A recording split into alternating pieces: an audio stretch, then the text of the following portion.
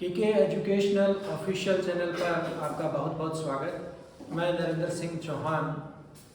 RPSC first grade paper first general English के बारे में हम बात कर रहे थे। पिछली क्लास में हमने एक्टिव पैसिव का टॉपिक जो है उसे स्टार्ट किया था और बेसिक जो है बेसिक नॉलेज से हमने स्टार्ट किया और बेसिक चीज़ें उसके बारे में पढ़ी कि किस तरह से हम RPSC first grade general English के अंदर आने वाले हमारे 5 क्वेश्चंस जो हैं अंग्रेजी के या इंग्लिश के, उनको किस तरह से हम सॉल्व कर सकते हैं।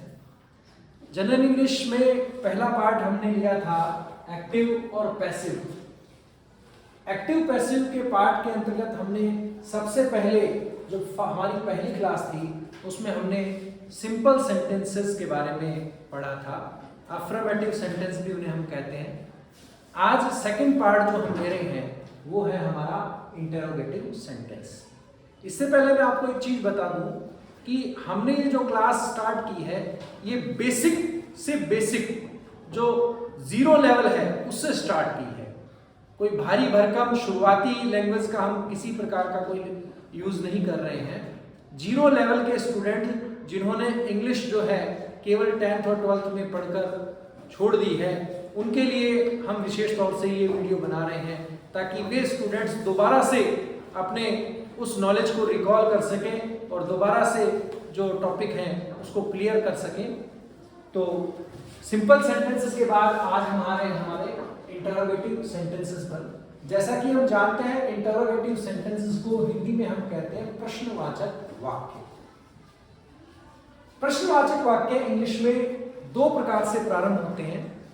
पहला है हेल्पिंग वर्ब जिन्हें हम कहते हैं यस या नो टाइप क्वेश्चंस, जिनका जवाब अक्सर आपको हाँ या ना में मिलता है। जैसे क्या तुम जयपुर गए थे? हाँ मैं जयपुर गया था। क्या तुम कल स्कूल गए थे? हाँ मैं कल स्कूल गया था। और ऐसे जो यस या नो टाइप के क्वेश्चन होते हैं वो हमारे स्टार्ट होते हैं हेल्पिंग वर्ब। हेल्पिंग वर्ब से मतलब है हिंदी में हम इसको कहते हैं सहायक क्रिया। देखिए सहायक क्रिया से मतलब क्या है? सहायक क्रिया वे वर्ब्स जो हमारी वर्ब को हेल्प करती है, सपोर्ट करती है। हम कह सकते हैं is, am, are, was, were, has, have, had, can, could, will, would, shall, should, may, might, must. और इनके बाद जब हमें मेन वर्ब दी हुई रहे तो हम कह सकते हैं कि ये सारी चीजें जो अभी मैंने आपको बताई है ये हेल्पिंग वर्ब्स हैं। नेक्स्ट हम आते हैं इसके पैटर्न पर कि एक्टिव के सेंटेंस में, एक्टिव वॉइस के सेंटेंस में हमें इसका पैटर्न क्या दिया रहेगा।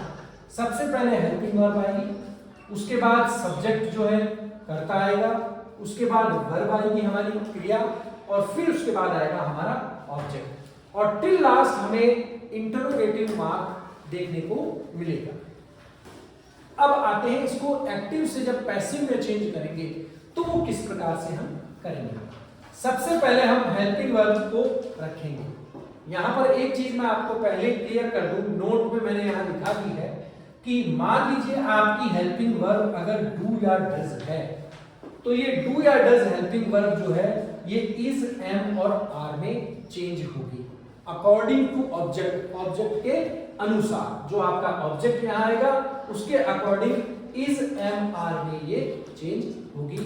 इज जैसा कि हम जानते हैं सिंगुलर जो नाउन रहेगा उसके साथ आएगा, एम हमारा हमेशा पर्सनल प्रोनाउन आई के साथ आएगा, और आर हमारा बहुवचन हम कह सकते हैं, प्लूरल नाउन हम कह सकते हैं, उसके साथ आएगा। उसके बाद एक चीज भी मैं बता देता हूं आपको यहाँ कि डिड जो है, डिड को हम वाज या वर में चेंज करते हैं ऑब्जेक्ट के अनुसार। यानी जो हम ऑब्जेक्ट, एक्टिव का ऑब्जेक्ट जो है उसे जो चुनेंगे उस ऑब्जेक्ट के अकॉर्डिंग ही हमारी यहाँ पर हेल्पिंग वर्ब वाज या वर आएगी। जब हमें एक्टिव के वाक्य में क्या मिलता है? हेल्पिंग वर्ब डिड मिलता है। तो सबसे पहले हम हेल्पिंग वर्ब को उसी के स्थान पर रखेंगे। यहाँ सब्जेक्ट जो है, सब्जेक्ट की जगह हमारा ऑब्जेक्ट जो हमने एक्टिव के वाक्य में चुना है, ऑब्जेक्ट आपका हमेशा आपको वर्ब के बाद मिलेगा।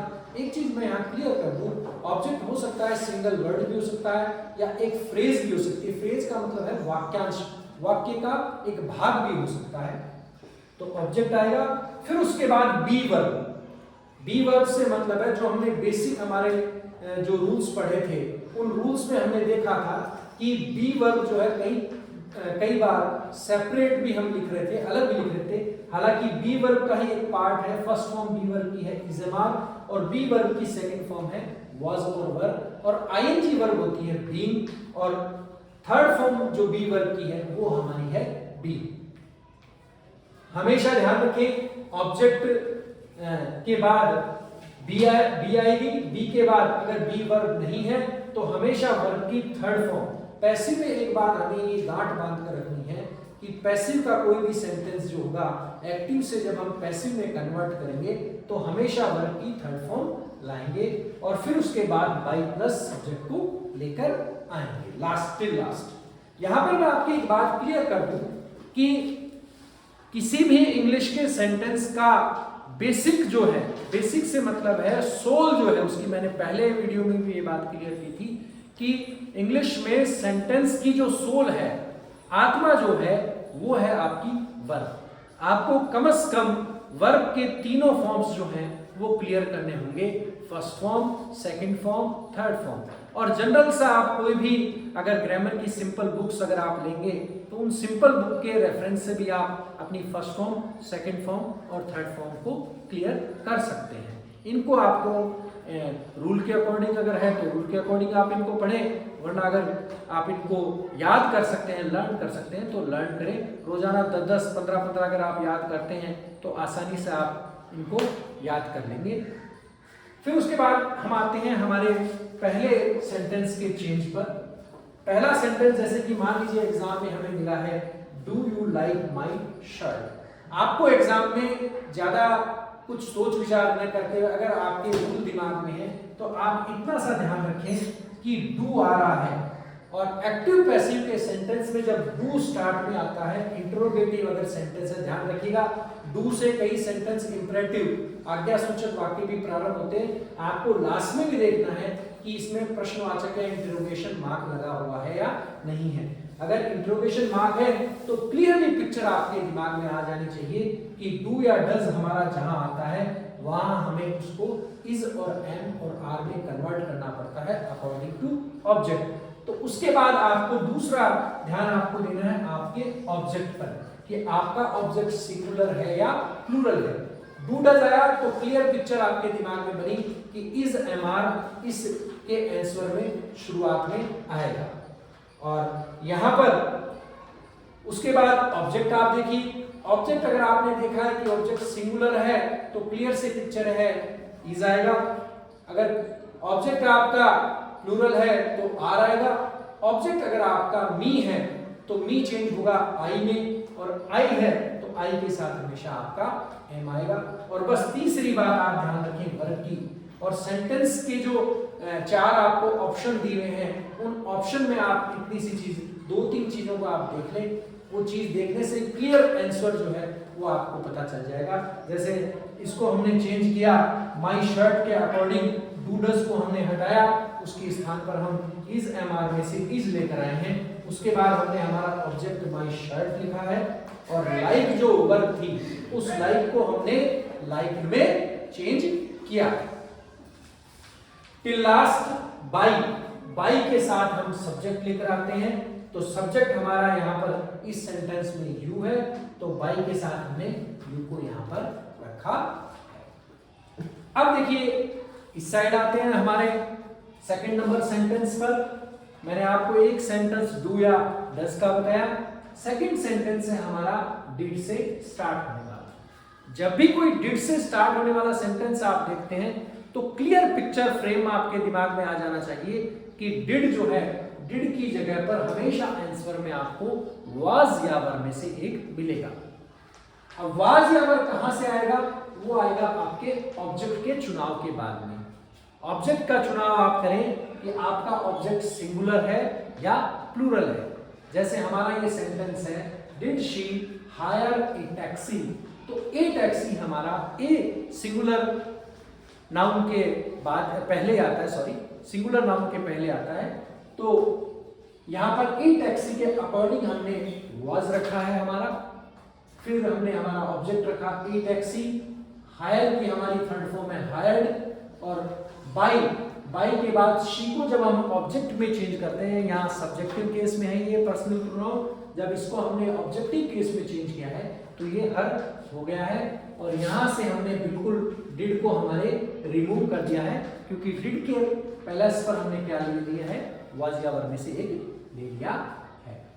इसी तरह से हम देखिए थर्ड सेंटेंस पर आते हैं। ये दो सेंटेंस मैंने आपको डू या डज या डिड से रिलेटेड बताए। तीसरा सेंटेंस है हेल्पिंग वर्ब हैव से related. Have you taken T, object का चुनाव करें पहले, सबसे पहला काम है ऑब्जेक्ट को चुनना। ऑब्जेक्ट हमने चुना टी, टी चुनने के बाद में हमने यहाँ पर सबसे पहले यू के स्थान पर टी हमारे ऑब्जेक्ट को रखा। हैज या हैव को जब चेंज करेंगे तो अकॉर्डिंग टू ऑब्जेक्ट चेंज करेंगे, तो यहाँ पर हमने टी जो है वो अनकाउंटेबल सिंगुलर नाउन है, तो अनकाउंटेबल से मतलब इसको हम काउंट नहीं कर सकते, लिक्विड फॉर्म में है, तो यहाँ हमने सिंगुलर फॉर्म होने के कारण इसके साथ इसके पहले जो है वो हैज रखा है। टेकन थर्ड फॉर्म हमारी हम ले आए हैं। यहाँ पर एक हल्की सी थोड़ी सी हम मिस्टेक को मैं क्लियर कर देता हूँ कि जब भी हम हैज या हैव लेकर आते हैं तो उसके बाद हम बीन वर्ब लगाते हैं। यहाँ मैंने आपको बी वर्ब लिखी थी, तो यहाँ पर आप बी वर्ब जरूर लगाएं, और बी वर्ब किस में चेंज होगी, वो बीन में चेंज होगी, BEEN। तो यहाँ मैं इस थोड़ा सा मिस्टेक को क्लियर भी कर रहा हूँ आपके सामने। उसके बाद हम आते हैं हमारे अगले सेक्शन पर कि WH वर्ड, यानी हमने पढ़े थे टू टाइप ऑफ सेंटेंसेस, पहला पढ़ा हेल्पिंग वर्ब से और सेकंड हम पढ़ रहे हैं WH वर्ड से। जिस भी स्टूडेंट को अगर ये चीज क्लियर हो गई है हेल्पिंग वर्ब से, तो वो इजीली WH वर्ड का सेंटेंस क्लियर कर सकता है, क्योंकि इसमें बेसिक सा अंतर बस इतना सा ही है कि जहां पर ये हेल्पिंग वर्ब का सेंटेंस है, हेल्पिंग वर्ब आ रही है, बस उससे पहले केवल और केवल WH वर्ड जो आया है वही आपको एज इट इज प्लेस करके रखना है। एक हु जो है WHO हु से स्टार्ट होने वाला जो सेंटेंस है वो थोड़ा सा उसमें चेंज मिलेगा आपको, वो नीचे में एक अलग से आपको थोड़ा बताऊंगा अभी। जैसे सबसे पहले हम WH वर्ड का सेंटेंस देखें, सेम पैटर्न एक्टिव के सेंटेंस का जो हमने हेल्पिंग वर्ब में उधर पढ़ा है वही है। सबसे पहले WH वर्ड आया, फिर उसके बाद वही चीजें हैं, helping verb, subject, verb, object और लास्ट में प्रश्नवाचक चिन्ह या इंटरोगेटिव मार्क। पैसिव में जब भी कन्वर्ट करेंगे जो WH वर्ड हमें दिया गया है वो WH word as it is हम उसे वहीं पर प्लेस करेंगे। हेल्पिंग वर्ब जो हमने चेंज किए हैं same as it is helping verb के चेंज हमारे हैं। ऑब्जेक्ट जो हम चुनाव करेंगे हमारे एक्टिव के सेंटेंस का उसे हमें यहाँ रखना है। बी वर्ब अगर कोई प्लेस कर रहे हैं तो वो हमें यहाँ प्लेस करनी है ऑब्जेक्ट के बाद। और वर्ब की हमेशा, जैसा मैंने आपको पहले भी बताया, पैसिव के सेंटेंस में हमेशा वर्ब की थर्ड फॉर्म ही हमारी आएगी और लास्ट में बाई प्लस सब्जेक्ट हमारा आएगा। जैसे एक सेंटेंस फॉर एग्जांपल मैंने लिया है, why did she insult you. अगर मैं इसमें वाई को यहां से थोड़ा सा छिपा लेता हूं तो आपके सामने बिल्कुल वही का वही सेंटेंस आ गया है जो ऊपर डिड से प्रारंभ हो रहा है, डिड से स्टार्ट हो रहा है, उस जैसा same to same as it is उसी पैटर्न का सेंटेंस है।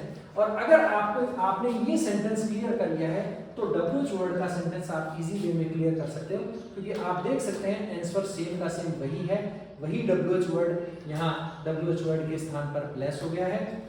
फिर भी मैं आपको एक बार फॉर एग्जांपल बता रहा हूँ, डिड जो भी हम लेते हैं वाई का वाई हमने यहाँ रखा WH वर्ड। डिड को जब हम चेंज करते हैं तो मैंने आपको पहले भी बताया था, डिड को हमेशा हम वाज या वर्ब में कन्वर्ट करते हैं अकॉर्डिंग टू ऑब्जेक्ट। ऑब्जेक्ट हमारा यू है जो हमने हमारे शी के स्थान पर रखा है, और जब यू को हम लेकर आए तो यू के साथ हमेशा वर हमारी हेल्पिंग वर्ब आती है। तो यहाँ हमारा सेंटेंस बना वाई वर यू, और फिर उसके बाद हम वर्ब की इसमें थर्ड फॉर्म रखेंगे, क्योंकि हमेशा पैसिव के सेंटेंस में वर्ब की थर्ड फॉर्म ही आती है।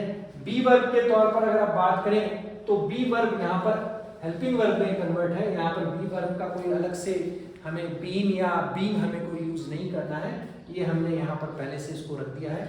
और लास्ट में बाई के साथ हमने हमारे सब्जेक्ट को चेंज कर दिया है। पर्सनल प्रोनाउन हमारा जो था थर्ड पर्सन शी था, उस शी को हमने चेंज किया है हर में। हु के सेंटेंस पिछले एग्जाम्स में अगर हम देखें, फर्स्ट ग्रेड के एग्जाम में, फर्स्ट पेपर में, तो हु के सेंटेंस पूछे गए हैं। उन हु के सेंटेंस के बारे में सेकंड ग्रेड में भी अक्सर देखा गया है, इस प्रकार के सेंटेंस पूछे गए हैं। तो हु के सेंटेंस को भी मैं क्लियर कर देता हूं। हु में कोई बड़ा मेजर चेंज नहीं है। हु को बाय हुम में लिखा जाता है पैसिव में, बस इतना सा आपको ध्यान रखना है कि अगर आपको एक्टिव का कोई भी सेंटेंस हु से स्टार्ट होने वाला दिया जाता है तो उस हु को आपको चेंज करके बाय हुम में चेंज करके लिख देना है। जैसे हमने यहाँ एक सेंटेंस लिया है, who open the door. Who के सेंटेंस की एक विशेष बात मैं आपको और बताऊंगा, इसमें लास्ट में बाय प्लस सब्जेक्ट का कोई स्थान नहीं होता है, क्योंकि हु का सेंटेंस, हु वाले सेंटेंस में ऑलरेडी पहले से ही सब्जेक्ट के बारे में ही पूछा जाता है। तो बाई के साथ हमें सब्जेक्ट लिखने की कहीं आवश्यकता नहीं पड़ेगी, इसमें बाई के साथ सब्जेक्ट लास्ट में नहीं आएगा।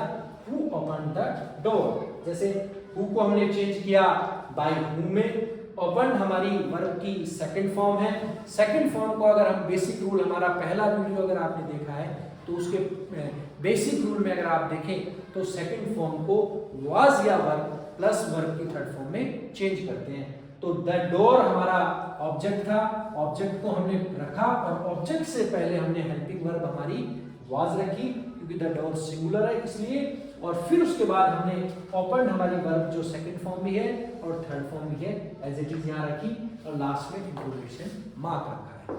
यहाँ एक चीज मैं आपकी और क्लियर कर दूं कि कई बार एग्जामिनर सेम दो ऑप्शन जो आपको देता है, दोनों ऑप्शन एक जैसे दे देता है, और कई बार लास्ट में उनमें एक में इंट्रोगेशन मार्क लगा देता है और एक में यहाँ पर फुल स्टॉप लगा देता है। एक में प्रश्नवाचक चिन्ह लगाता है और एक में फुल स्टॉप लगाता है। तो यहाँ पर एक चीज आप क्लियर रखें कि एक्टिव पैसिव का कोई भी सेंटेंस जब हम पैसिव में कन्वर्ट कर रहे हैं तो वो हमेशा अपने इंट्रोगेशन मार्क में ही रहेगा, उसके आगे हमेशा इंट्रोगेटिव मार्क ही लगेगा, इंट्रोगेशन मार्क ही लगेगा, फुल स्टॉप नहीं लगेगा।